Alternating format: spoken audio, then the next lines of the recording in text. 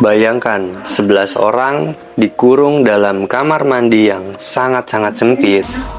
Tidak ada ventilasi udara, tidak ada air, dan pintu kamar mandi tersebut dikunci dari luar.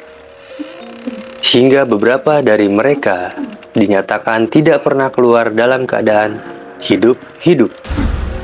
Welcome back to Jalki Story. Di channel ini kita akan membahas kisah misteri tragis yang terjadi di sekitar kita. Dan di video kali ini gue mau membahas tentang kejadian tragis yang terjadi di Pulau Mas, Jakarta Timur pada bulan Desember tanggal 26 di tahun 2016. Oh iya, sebelumnya gue mau disclaimer, kalau pembahasan kali ini gue gak ada niat sedikit pun untuk membuat atau mengingat kisah-kisah pahit yang terjadi pada keluarga korban. Gimana kisahnya? Langsung aja masuk ke alur ceritanya. Kejadian ini terjadi pada tahun 2016 di tanggal 26 Desember, di mana awal mulanya ada sebuah mobil R3 yang dikendarai oleh 4 orang perampok. 4 orang perampok ini mengitar di kawasan Pulau Mas, Jakarta Timur, dan perampok tersebut ini mengintai satu persatu rumah mewah yang ada di kawasan Pulau Mas dengan cara saat pintu pagar terbuka, perampok tersebut masuk dan mengintimidasi pihak rumah. Namun, hingga pada sore hari, perampok tersebut belum mendapatkan mangsa untuk merampok rumah mewah yang ada di sana. Hingga pada akhirnya, 4 perampok tersebut berhenti di rumah Bapak Dodi Triyono. Dan sebelumnya, korban yang bernama Bapak Dodi Triyono ini adalah seorang insinyur lulusan Universitas Indonesia. Dan sedikit intermezzo, Bapak Dodi Triyono ini adalah orang penting yang pernah berhubungan baik dengan infrastruktur pembangunan yang ada di Jakarta. Perampok tersebut berhenti di rumah Bapak Dodi Triyono. Dan setelah diintai, ini pada sore hari, kurang lebih pada jam 3 sore, perampok tersebut melihat ada seorang supir yang hendak keluar nih dengan mobilnya. Dan pagar dari rumah Pak Dodi ini terbuka. Melihat celah nih perampok, akhirnya perampok tersebut mulai masuk ke dalam rumah Bapak Dodi Triyono. Perampok tersebut mengajak sopir ini masuk nih, menggiring dan menemukan penghuni rumah tersebut. Ini isinya cuman ada laki-laki 2, yaitu sopir Bapak Dodi dan anak Pak Dodi, dan juga pembantunya nih, wanita semua. Mereka semua digiring ke dalam kamar mandi. Terlihat dalam rekaman CCTV di dalam rumah Pak Dodi, ini perampok nodong sisi rumah dengan pistol dan juga golok. Nggak sampai di situ aja, perampok tersebut ini menyisir seisi rumah nih. Apapun yang mereka lihat seperti jam tangan Rolex, benda-benda berharga, ini langsung mereka gasak. Perampok ini mengurung beberapa penghuni rumah, dimasukkan ke dalam kamar mandi. Kamar mandinya ini berada di bawah tangga yang benar-benar sempit banget. Kurang lebih kamar mandi tersebut berukuran 1,5 meter. Jadi bisa kebayangkan, kamar mandi kecil diisi dengan beberapa penghuni rumah nih, dimasukin satu-satu. Itu benar-benar pengap banget pasti. Dan yang namanya, apalagi rumah-rumah kawasan mewah, interiornya nih benar-benar bagus-bagus, kuat semua, jadi nggak gampang buat dihancurin. Setelah perampok tersebut mengunci seisi penghuni rumah di dalam kamar mandi yang sangat sempit, kirain perampok ini nih bakal langsung pergi. Tapi ternyata perampok tersebut naik ke lantai 2 dan ditemukanlah satu anak Pak Dodi yang lagi di dalam kamar. Dan perampok tersebut dengan sadisnya ini narik rambut anak Pak Dodi dan disiksa terlebih dahulu. Anak Pak Dodi ini sempat melawan.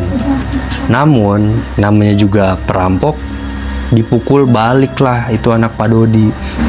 Dan dengan gilanya lagi, perampok ini nih narik rambut anak Pak Dodi sampai ke lantai bawah dari lantai 2. Ini tuh bener-bener Gila banget, sadis banget lagi, dan dimasukin ke dalam kamar mandi, dan berjumlah udah 10 orang di dalam kamar mandi kecil yang ada di bawah tangga.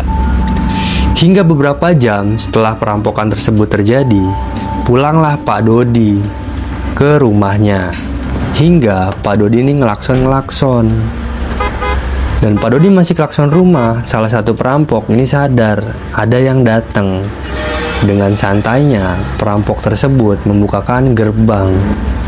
Pak Dodi ini namanya orang baik, tanpa rasa curiga ataupun ngerasa aneh nih, siapa nih dalam rumah nih, kok baru lihat. Nggak ada pikiran ke situ sama sekali. Pak Dodi masuk aja nih mobil. Setelah dimasukkan mobil Pak Dodi, dan Pak Dodi seperti biasa nih turun dari mobil, Pak Dodi langsung ditodong pistol dan juga golok. Digiringlah nih Pak Dodi ke dalam rumah, dan terlihat juga di rekaman CCTV nih, Pak Dodi sempat berbicara sedikit dengan para perampok sambil dibawa ke arah dalam rumah nih. Dan setelah Pak Dodi digiring nih ke dalam rumah, kirain Pak Dodi bakal di luar nih, nggak ikut disekap dalam kamar mandi. Tapi nyatanya Pak Dodi disatuin ke dalam kamar mandi yang berukuran 1,5 meter. Hingga berjumlahlah di dalam kamar mandi itu 11 orang. Nggak kebayang kan gimana pengapnya di dalam kamar mandi kecil, dan ventilasi atau exhaustnya pun nggak ada, karena ini kamar mandi yang disediain memang buat tamu.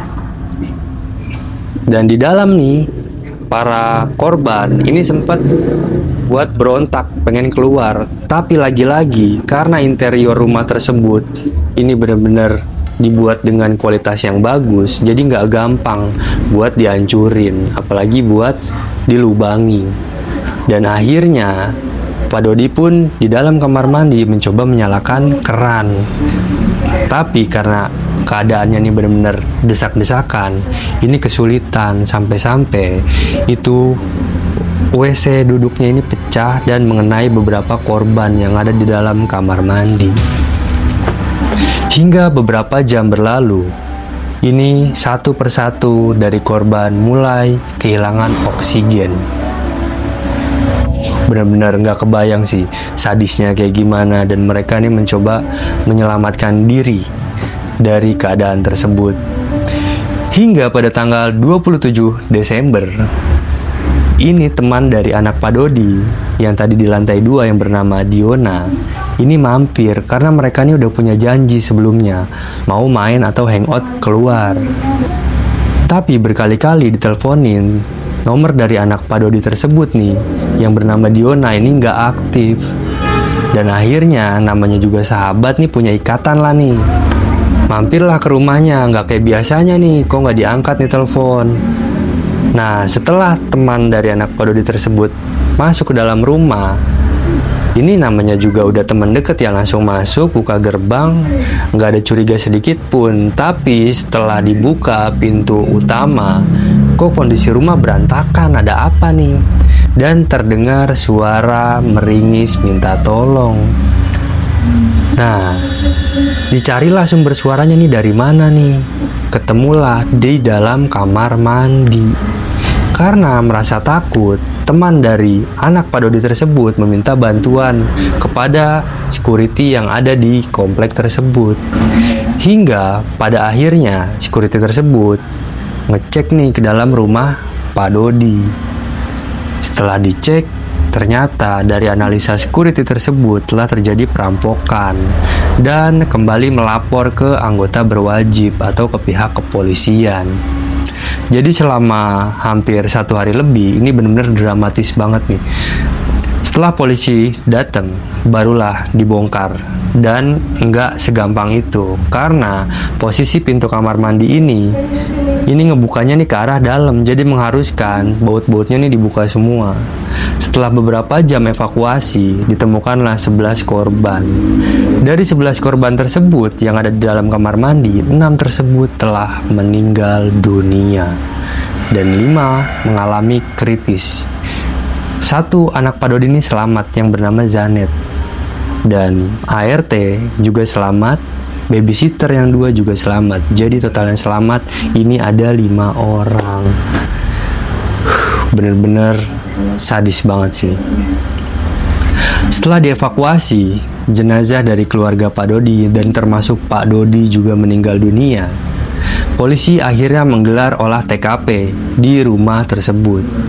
Setelah ditemukannya beberapa sidik jari dan olah TKP tersebut berhasil diidentifikasi pada tanggal 28 Desember 2016, mulailah nih ketahuan nih satu persatu dari perampok tersebut. Dan ternyata perampok ini nggak cuman ngelakuin aksi bejatnya nih pertama kali, tapi udah berkali-kali. Dan ternyata 4 orang perampok ini adalah mantan residivis. Mereka pernah merampok rumah mewah di kawasan Cibubur pada tahun 2015. Dan rumah yang dirampok ini rumah dari warga negara Korea. Gak cuma di situ aja, selebih sadisnya beberapa perampok ini emang udah biasa nih ngelakuin tindak kejahatan. Dan dari hasil penyidikan polisi, akhirnya keempat-empatnya nih berhasil diringkus. Namun salah satu perampok karena melawan harus ditembak di tempat dan meninggal dunia karena mengalami pendarahan. Jadi kayak gitu, gengs.